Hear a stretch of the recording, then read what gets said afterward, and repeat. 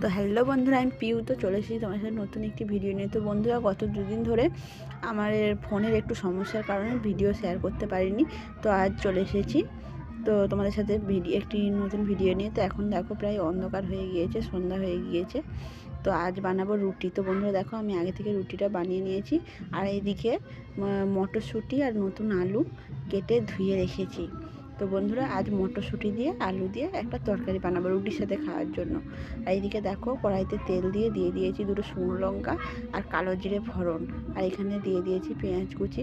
তো পেঁয়াজ কুচিটা খুব ভালোভাবে দেখো এখানে ভেজে নেব।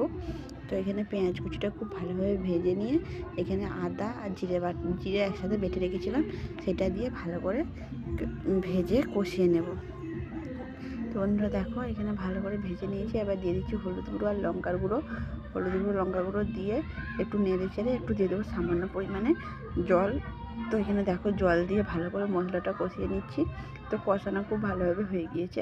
এবার কেটে ধুয়ে রাখা মটরশুঁটি আর নতুন আলুগুলো যে রেখেছিলাম আমি দিয়ে দিলাম। তো দিয়ে উপর থেকে দিয়ে দিয়েছি পরিমাণ মতো লবণ। দিয়ে বন্ধুরা আমি ভালো করে কষাতে থাকবো। আর তো বন্ধুরা, আজকে বছরের শেষ দিন।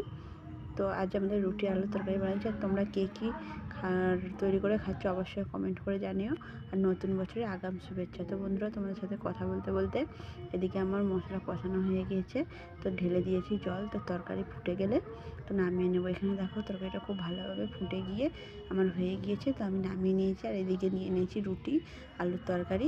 তোমাদের মেয়েকে আর দাদাভাইকে দিয়ে দিয়েছি। তো ওরা বাপ মেয়ে মিলে দুজনে খেয়ে নিচ্ছে। তো এখনের মতো এই পর্যন্ত, দেখাবে নেক্সট ভিডিওতে।